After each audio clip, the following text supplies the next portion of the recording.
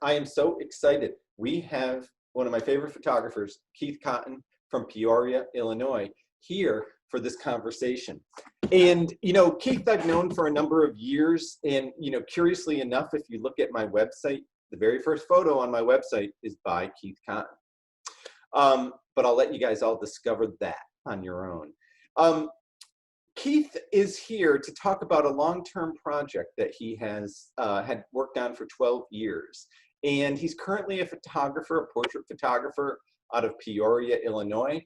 And this work that he's done was when he had an earlier studio in a smaller town in Illinois. And so, you know, the project, I know it is the Leslie McDonald project, but Keith, does it have a more formal name? No, that's it. Self-titled. That's good. Let's see a couple images and then we'll talk about maybe how this project came to be. Okay. That's beautiful. So what is this? This is like the first picture of Leslie ever? This is the first studio shot of Leslie in the summer of '92 when I opened my studio in Cobden. Cobden is near Carbondale, Illinois, southern Illinois, near Kentucky, Missouri border. Town of 1,000 people. So. Oh, that's small. Yeah, it's really a small community. So I'll just scroll through a couple of these while we're kind of getting acclimated to this interview here. Yeah. So who was this guy? Were you related to him, or who's Leslie McDonald? Leslie, when I described Leslie for the first time to people who don't know him or Cobden, I refer to, do you remember the Andy Griffith Show? Absolutely. And do you remember the town character Otis, who would get drunk and come into the jail and sleep it off, and he would go back out and just function in their little town? Leslie was that. He wasn't a drunk, but he was a character in our small town that the community embraced. And are we back? Yeah, no, keep going. Yep, you're doing good.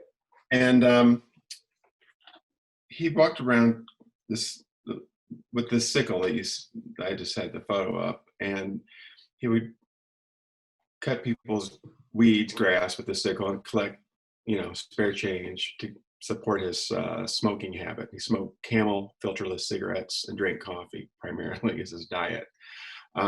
So you'd see this hunched over character walking through town carrying this sickle, and to, you know, like maybe a kid or somebody, he looked scary, but to the community he was harmless. He was just part of our, you know, social landscape. Yeah. So now, did you know him before you had a photo studio? Like, if you grew up there, did you know this guy for years? No, I did not know Leslie. My wife and I lived in Cobden, and before the studio we lived in a house there, and I'd seen him walking around town, but I just knew him as that guy at the signal, you know. Yeah. So when I opened the studio,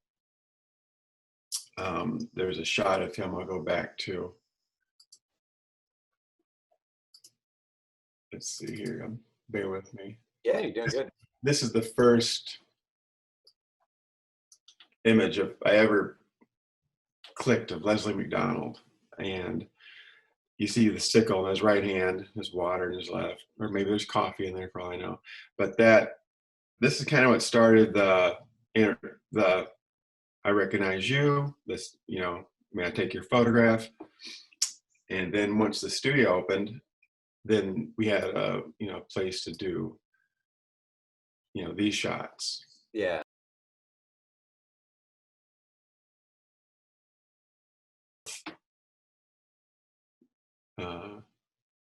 My relationship with him and the interaction we had. And this photo, you know, we didn't even really know each other at all. But I just can't say enough about how cool it was to be in a town where there wasn't paranoia, and there was just people knew people because you saw the same people every day. Mm-hmm. Same people in their car walking around the downtown and stuff, and you just automatically go, oh yeah, I recognize him. They're okay. He must be okay, you know. And then let's keep going here. These are not in order of any kind of time frame. Mhm.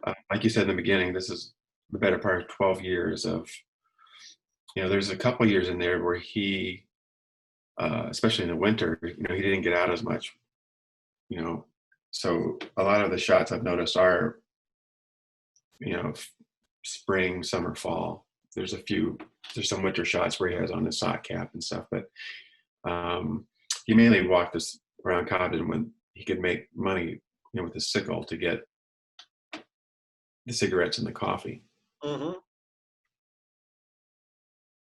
So what was the relationship though? Were you just the cameraman who he stopped in to see, or would you guys see each other out of your roles of being the photographer and being the dude who walks around?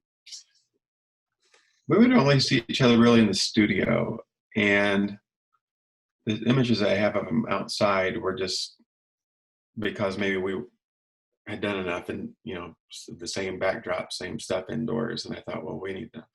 But no, he would mosey in the front door, the back door, and sit on our couch in the back. Sometimes he would sit on the bench in the middle of the studio. So you'd walk into the waiting room. In the middle was our camera room, with all the lights and backdrop. In the back of the studio was our for the employees, our where we would mat and frame, put together portfolios.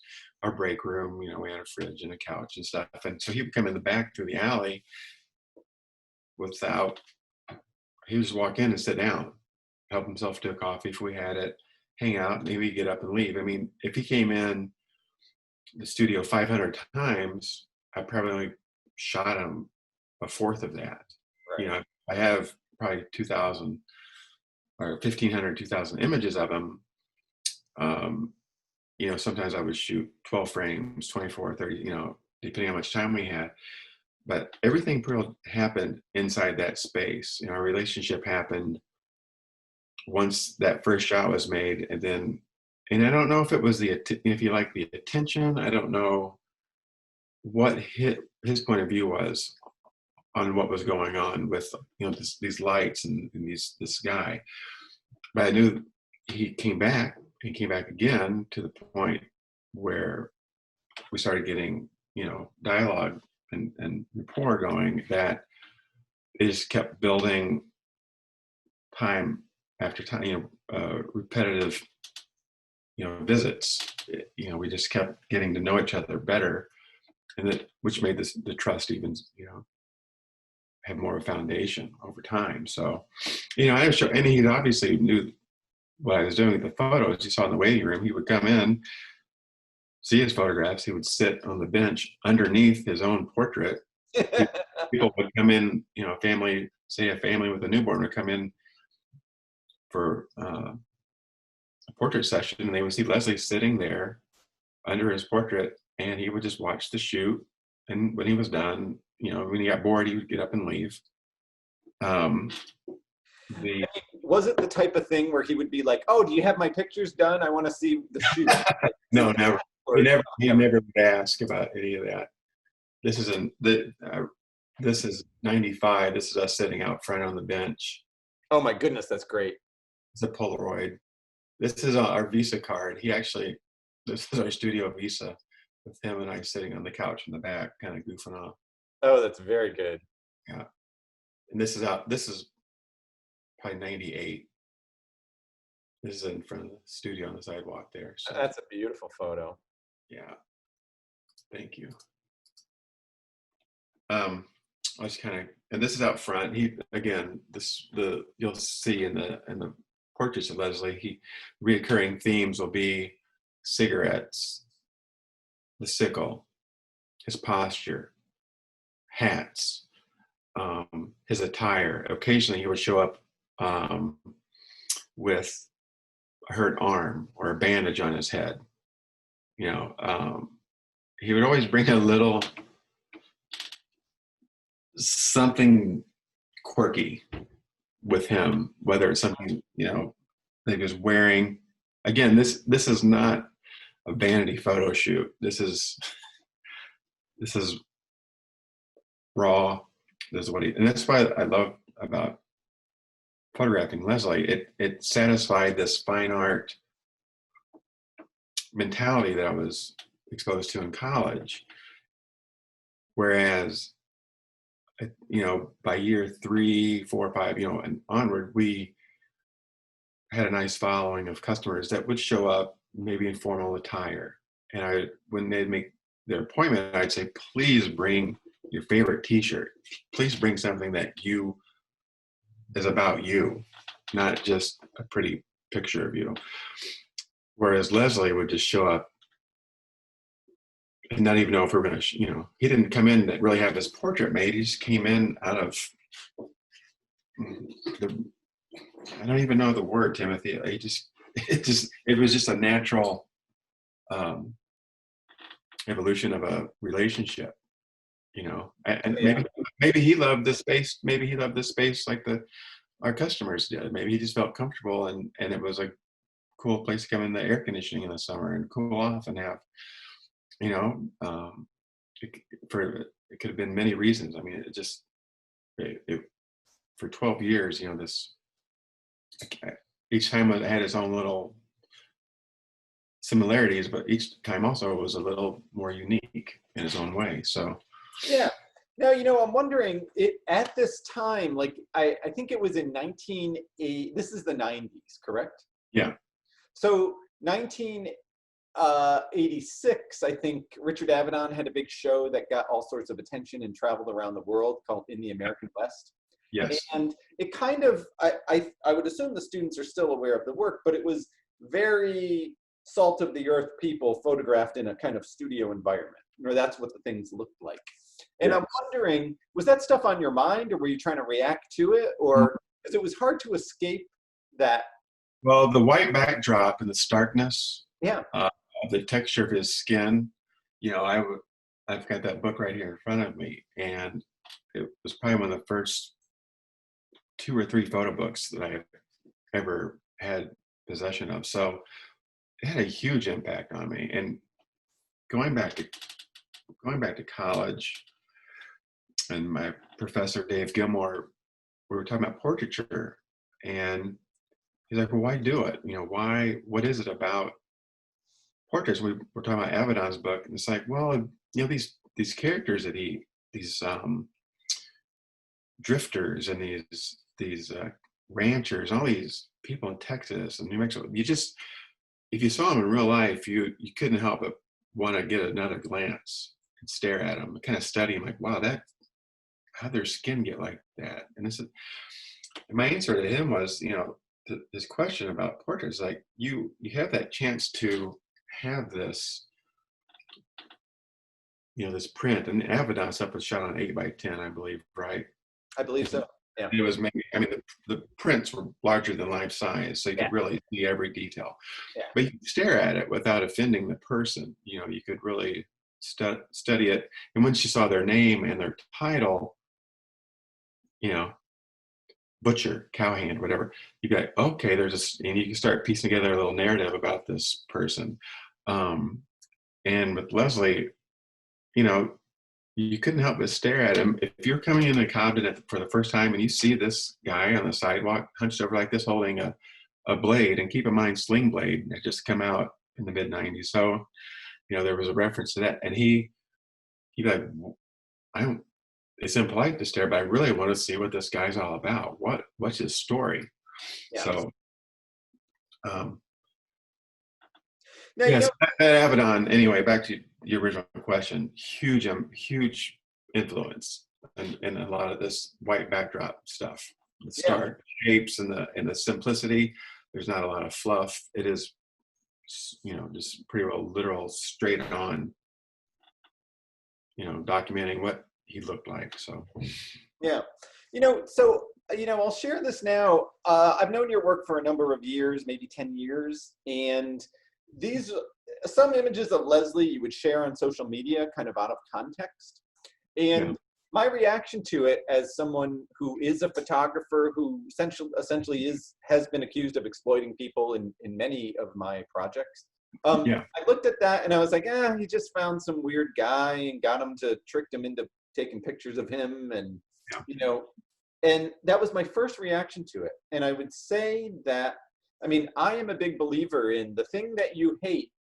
Well, sometimes you got to pay attention to that thing you hate, because it might be that it has some of you in it, or it might be that something that it's in your work and you're seeing someone else using that, Yeah. and it's follow that lead. You know what I mean? Like, the things that we hate sometimes are the things that really maybe are things that we ourselves are, and with this work on Leslie, my first reaction was hate. And I do remember even having a conversation with you where we were talking about trading prints, and literally I texted to you, I don't want that weird guy, Yeah. And so here I'm supposed to be the nice photographer, you know what I mean? And my reaction was like, I don't want that guy. And then though, I think that learning more about the project and putting more time into it, suddenly it came to life for me. And it actually made it make a U-turn where I suddenly found it fascinating, And so is there any observation you have about that? Because context really changed it for me. Now, it seemed the game changer for you seemed to be when you saw the photo of him in the alley. Maybe a bit of that, but I think really what it was, oh, that's a beautiful photograph. I think what it was like Richard Avedon's in the America West. I don't really like that project. I think it's just about the surface, and that's all what it is about. And I don't care about that. Anybody can see that. But when I think that when I saw that it was about a relationship, then it became emotionally three-dimensional to me. And It was no longer about like this weird looking guy. He didn't even look weird to me after looking at it a couple times, Like, it was about a relationship and you guys cooperating. And in my head, he's like, hey, let's do that thing again. You know what I mean? And it has that kind of like, let's cooperate. Let's explore this thing together. Yeah. And that changed it for me, Cooperation. That's actually a great word to apply to this series. Is we were in it together. Yep. And there's a back and forth, and there's a let's try this again, and there is a like a long period of time. And this photo here I loved, where he is taking a bow due to his eccentricity that you witnessed. You know what I mean? Like, that's what I'm projecting into it. And so there is, like, I don't care what he looks like really, or any of those things. It becomes about that pitch and catch game that the photographer and the model are doing over a period of time, and that's like what any marriage is like, or any friendship is like, or, any of those things. Well spoken. Yes. I'm going to keep flipping here while you. Yeah. I do like it when you talk, because you have you're energizing. I'm supposed to be the teacher. I'm supposed to be the interpreter of these things. So as a commercial photographer myself, I have always oftentimes thought of my personal projects as something that I would then have to use to change the way the world looks at me, and maybe it could work to my benefit in a commercial context, or it might allow me to be thought of in a new way. And this to me doesn't seem like it's fueled by those concerns. Was it, or was it not? No. These photos really just kind of stayed in Compton. I did not, it wasn't until probably 10 or 12 years later where we had a website, or even longer than that. And he did end up on that, but I never thought that this stuff was going to get me more work, commercial work especially. Had I gotten a humanitarian kind of assignment out of it, and there were some other projects that came, and I don't know if I was hired because they saw the Leslie stuff or not. But the drive of this work was not to bring attention to Keith Cotton photography, you know, or to elevate my business. It was, again, I felt very protective of it, and I kept it in our space. You know, we decorated the studio with him, and the gain for me is, during that time, I thought these are all going to make sense someday, more sense than even being in the moment with it. And this Zoom we're having right now with you, a photographer that I, you know, somebody whose work I admire more than you can imagine, and this being talked about, this is the payoff. We were talking about, like, was this something that was, yeah, were you doing this to promote Keith Cotton photography? No, like I said, I was keeping a journal at the time, and early on I was like, what is it about this character that is so intriguing to photograph? You know, where's this going at the time? You know, I'm talking maybe the first year or two, and stuff started to accumulate, and I did not use the photos to really promote Keith Cotton photography in Compton, you know, to get more business. And I was saying that the payoff, to me, is much, you know, I thought, well, if I just stick to this and keep this going, someday it'll hopefully make more sense. And it does now that I'm removed from Compton. Leslie's passed away, and now we're here, you know, via Zoom from San Francisco to Peoria, talking about Leslie McDonald is more fulfilling than any job I could have gotten out of this.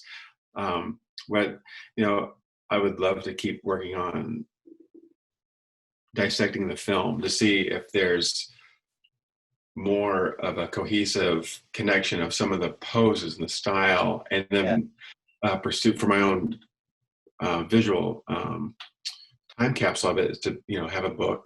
You know, I'm talking like a book on the shelf kind of, but just for me, just to kind of wrap my brain around it, because I still revisit a roll of film from, you know, October '95, and I think, well, this is the hero shot, and then I look back and go, oh wow, why didn't I print this one, or why, you know, why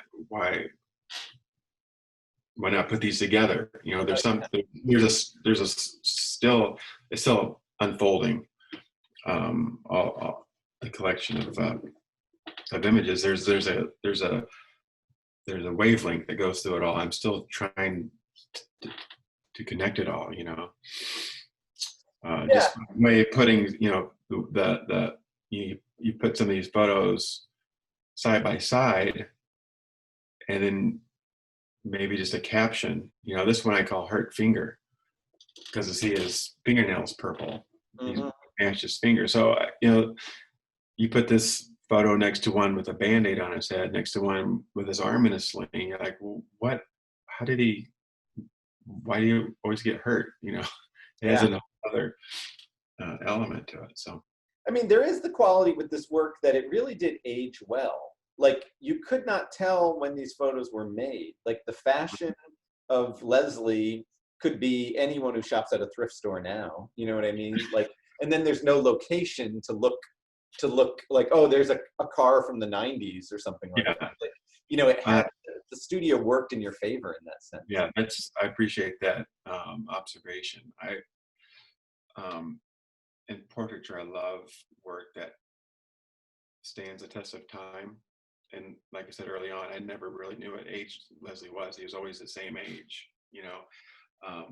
And the fact that the style, what he's wearing, and the simplicity of the backdrops and lighting, you know, this could be a current project shot on, you know, by modern means, you know, with a fake black border to give it that look. Here you have him out of the studio for some reason. How did that even come about? This is one of those shots where that Ilford SFX, it's a pseudo infrared film.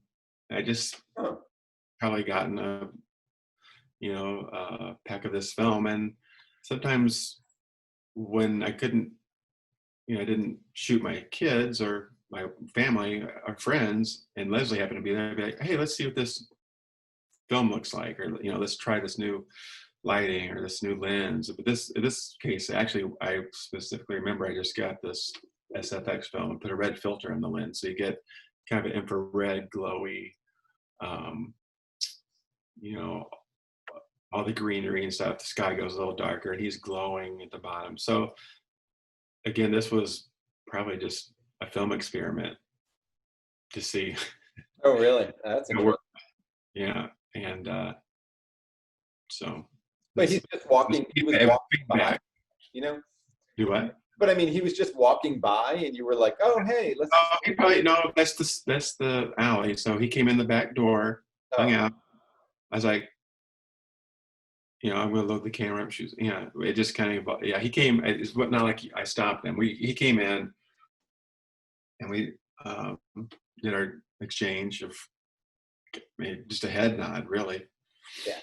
Leslie, what's up? And then do you mind going outside? So we just went outside and shot a roll of this Ilford SFX. Right. I didn't even know that was infrared or something like that. Yeah, but I thought you might have had a red filter on it. Yeah. That's beautiful. Thank you. You have one coming to you. Yeah, waiting. You want me to scroll, or you want to?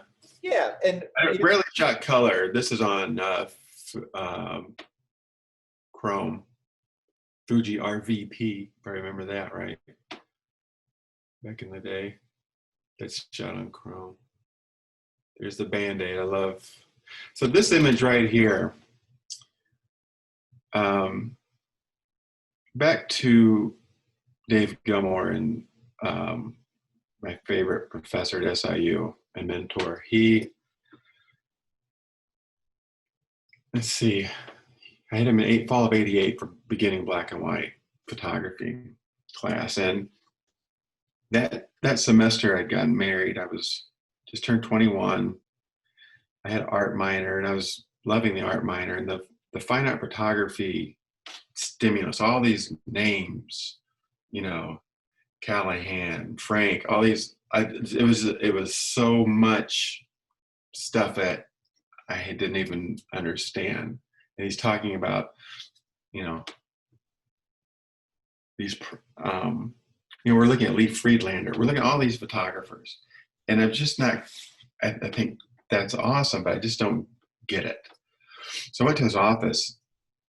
I said, I think I want to drop out of the program and just concentrate and get an art major instead of a minor.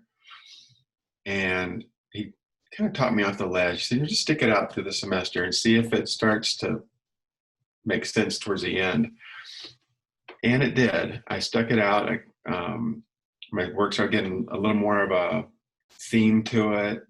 Technically, I started seeing some prints that had a better tone. Stuff started to come together that last couple of weeks for the final portfolio. And, I obviously stuck with the program for another 2.5 years. And fast forward to 3 years ago when I had the Leslie show in Carbondale. So nearly 30 years later, Dave Gilmore, my mentor, comes to the show. Now he's in his late 70s. He's walking to this gallery with a cane. I'm like, oh my gosh, Dave Gilmore is coming to my Leslie show in Carbondale. That was I just got back from a photo shoot for Caterpillar in Alaska, which was another dream of mine to go there and photograph. So that just happened. I was high as a kite from that trip. The Leslie show came together. Dave Gilmore is coming to this exhibit. He has a Hasselblad t-shirt on. He has his and I'm like, oh my gosh, this is so cool. He physically got himself out to do this because his back was horrible shape. So we're talking on the sidewalk about just life, and he goes in to see the show, and I just back off, let him go in and see all the Leslie show.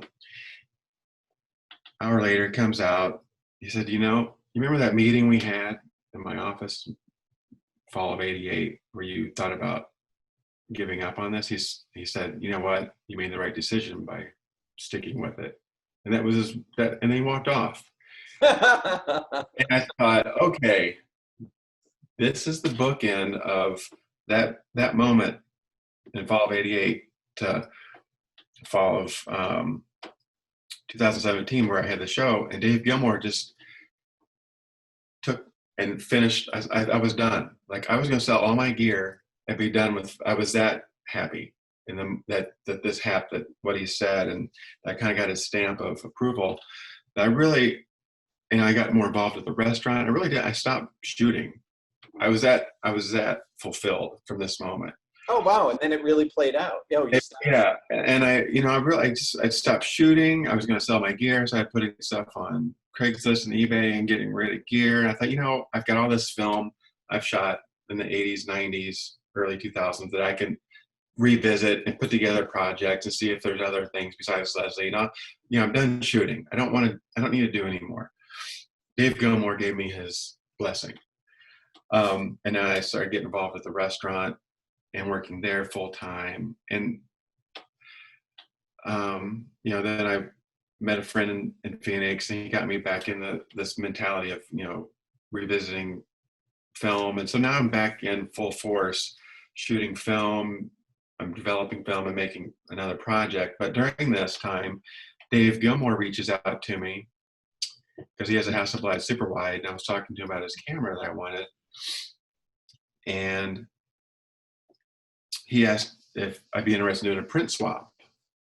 I would love a print, yeah, I'd be honored to have one of your pieces. And I said, well, what do I have that you would want? He said, well, the Leslie photos. Do you mind sending me some of those? I really, really enjoyed seeing those. And I was like, holy shit, we're going beyond the approval night at the gallery to now he wants one to trade. And this is the one that he selected, this with the Band-Aid. I don't know why, all the many to choose from. So this one has a whole new meaning to me, that my mentor now has this print, and I have one of his that he shot in Southern Illinois. This has gotten me, between, talking to you and our exchanges via text and, social media and stuff, and your interest in the project, and then reconnecting with my college friend, John Wagner. I mean, I feel like all of the stuff that we're talking about from this, Cobden endeavor with the studio and college, now that it's been 30 years, I can see what happened. And now I'm that kid, I'm that person again in that article that was going to shoot unlimited film to get that shot. Yeah. I almost threw in the towel a couple of years ago just because I felt like that's enough. I'm done.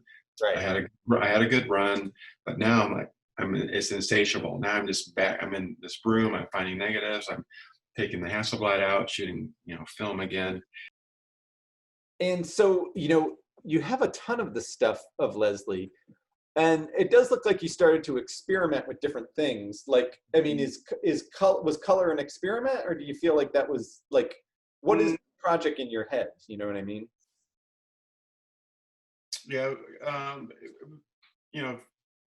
95% of Leslie's portraits are shot in black and white because I had hands on, I have to do the film and print it. The color, again, this was shot on Ektar 25. Do you remember that slow Kodak color negative film? Absolutely. The high resolution. Yeah.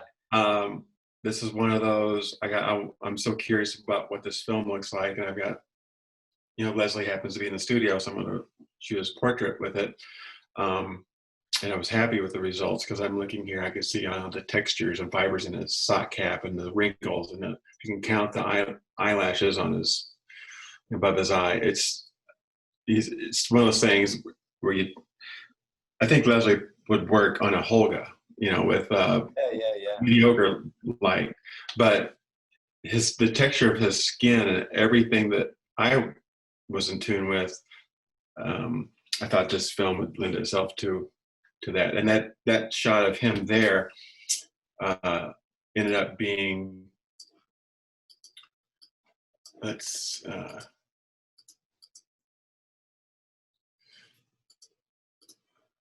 and if you look at our waiting room here, there it is. Oh yeah.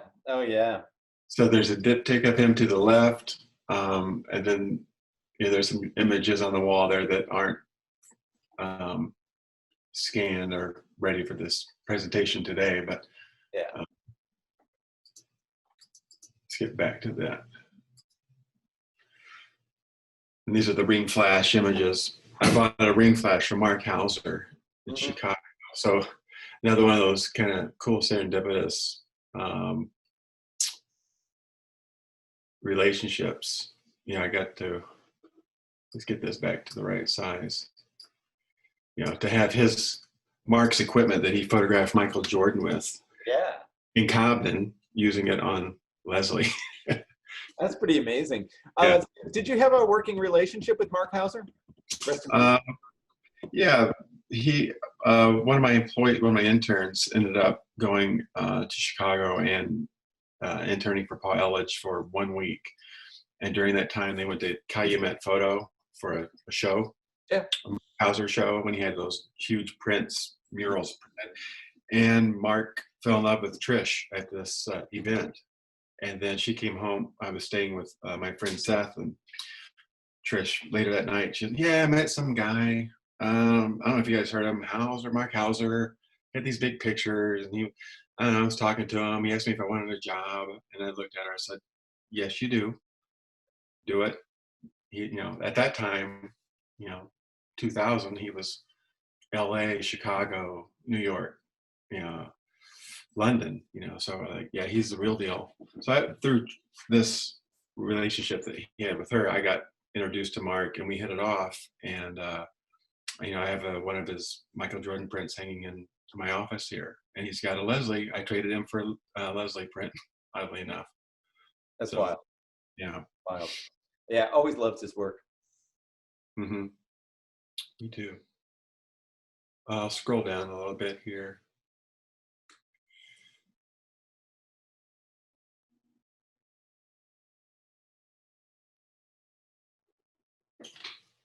These this is the side street of the studio, Poplar Street. We just, when I ran out of ideas, we would do whatever. Yeah. We would carry this bench that I got from a train depot. We carried it out in the street. I have a series of them doing different poses on it, and this is one of my favorites, where he just kind of pops off my memories of the street, and just the noise and the car, the locals and their big trucks and stuff, and it just really hits home for me for Cobden, for the small town. Yeah. Of Cobden. So yeah, I love that. I really do like seeing him out in the world. Yeah. And looking at this project, here's this thing of 12 years that kind of has all these pieces together. And I'm guessing that, like, when you started it, it was probably like, well, here's a guy, I'll just try to make one nice picture of him, and Yeah. it'll be done, Yeah. What's on your mind as you reflect on all of this at this point? Like, is there any takeaway from this? I'm thankful for that first image, because it set the tone, and it could have been one and done. This could have been it, and I would still be very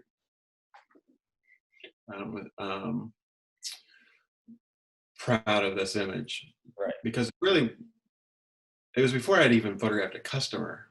I'd probably only photographed a friend or two and my wife in this studio at this time. So Leslie was the first kind of unknown, and I would have this printed and have it be the only shot that I ever made of him, and be okay with it, not knowing what could have transpired. But looking back, I'm like, well, there's probably times when I didn't have time to photograph him, or I wasn't in the mood, or he wasn't in the mood.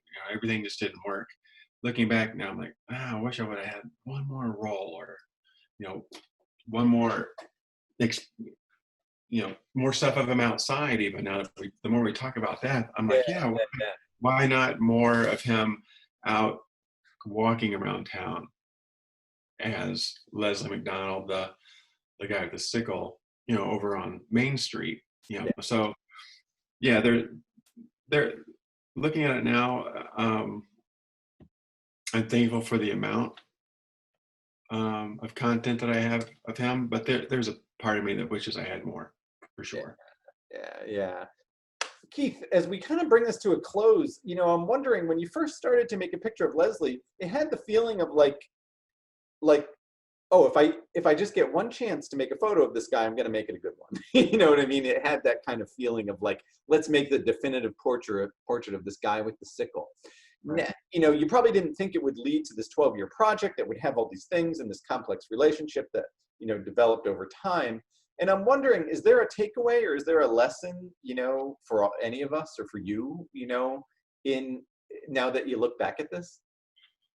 Yeah, the lesson is start small, and you know the to me the shot of him holding the sickle with the duct tape on it, that was the first frame, and I would be very happy if that was the only frame ever shot of him. I would have that printed huge and in my office here in the house, and you know there would be no Leslie shows, there wouldn't be the Zoom discussion or anything, but the fact that each time I had a chance and he had a chance that we could connect and do uh, these portraits, over time they accumulated into frame after frame, roll after roll, and you know then there's 10 rolls of him, then there's 20, then the years pass, and there's 30, 12 years later there's nearly 2,000 frames of um, this relationship with Leslie, and just sticking with it on days maybe that he wasn't in the mood or I wasn't in the mood, just to go ahead and shoot a roll of film. All these accumulated into this whole series of him, Oh, yeah. the cohesive series that I feel has a beginning and to me the end shot of this series is the one that you referenced, about him taking a bow, that image. So to me, when I show Leslie, and if it was ever in book form, this would be the last shot. He's taking a bow, he's got his hat, he has a sickle, he's ethereal, he's backlit, he's glowing, he's full of life here. And the intro shot for him is always the shot of, with the, I'm sorry, I'm just going to get back up to this. This is the first frame. So to me, those two shots of the book, everything's in the middle, is just, 12 years of photographing one person. And when you're in the middle of it, you're hopeful that it's all going to make sense. It's making sense to you in the moment because you're doing it, but to remove yourself another decade away from it and go, oh, okay, now I can wrap my brain around all these moments, whether it was 5 minutes or 30 minutes, all of them come together in this body of work. So part of it did become a discipline of sticking with it, and not being, we're done, we've shot enough, it's we've been doing this for 3 or 4 years, it's time to move on. We did it until we were unable to do it, till he physically couldn't come in anymore. And had he lived longer, we would have continued photographing. I'd have even more portraits of Leslie, but in that same vein, in doing a little bit at a time and having it add up, to your students, I would say whatever project that you're starting now, maybe hopefully it's a heartfelt, you're immersed in it, you're so excited for that next image, and it might not make as much sense to you now as it will many years from now. Like back to the Lifeline series I did of the infant to the 100-year-old. I mean, now I'm halfway there, in my 50s. I can reflect upon that project as a reference of aging, and that project makes more sense to me now as a 50-year-old as it did when I was 20 shooting it in college. So overcoming resistance in the form of procrastinating, or getting sidetracked, or saying you're not good enough, or whatever internal dialogue you have that will keep you from staying on track and doing a little bit at a time, let it accumulate to letting it grow and blossom and evolve into potential photography project, or whatever it is in life. You just really have to overcome all your self-doubts and insecurities, and just stick to it. So I love that idea, Keith, of, you know, the putting together the little pieces of something that becomes this like massive thing at the end. Yeah. And so what is your advice to a student who might not have found his Leslie McDonald? You know, like you found a subject that pulled you and, you know, allowed you to explore it over 12 years. What if you can't find that? To look at work that inspires you. I mean, we've talked a lot about the American West. I love Arthur Tress. I love Annie Leibovitz's style with how she approached people and kept everything simple. I think once you get hooked by something that somebody else has done, you have to try to either emulate it and then tweak it to your own style and make it have a twist. You know, with shooting Leslie, I was inspired by photographers, but my twist with him was we had a connection, we had this relationship, and that was the foundation. That was strong enough to carry everything through. So we continued to do this for 12 years. And that in itself was the most special part about all of this. And if you don't, I don't know, you know, I think we kind of found each other. So I think for a photographer, aspiring photographer, you know, in your class, it's struggling to try and find like, well, what am I into? Do I like landscape? Do I like street photography? Do I want to do tabletop? I think once you start small and just get a little taste of something, you get feedback from your professor, your other students, you can start seeing. I always figure I'm in school and then with my work during the past 30 years and now I always look to your work. I get a reference like where do I fit in all this photography?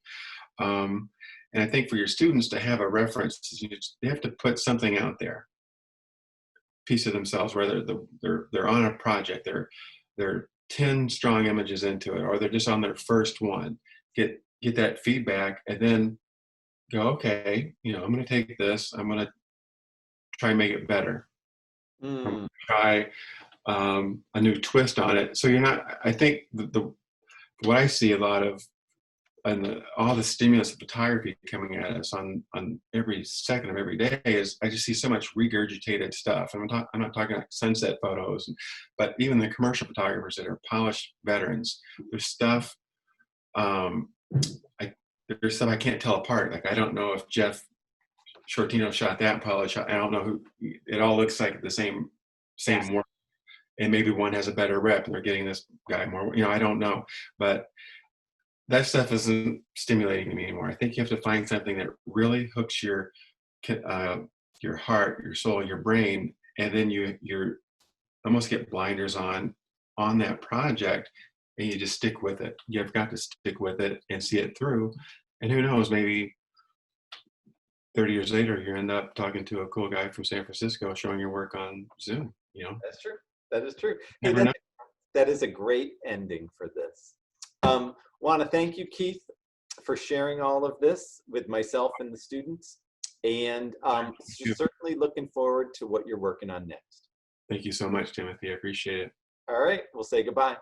Bye. Take care, everybody. Bye-bye.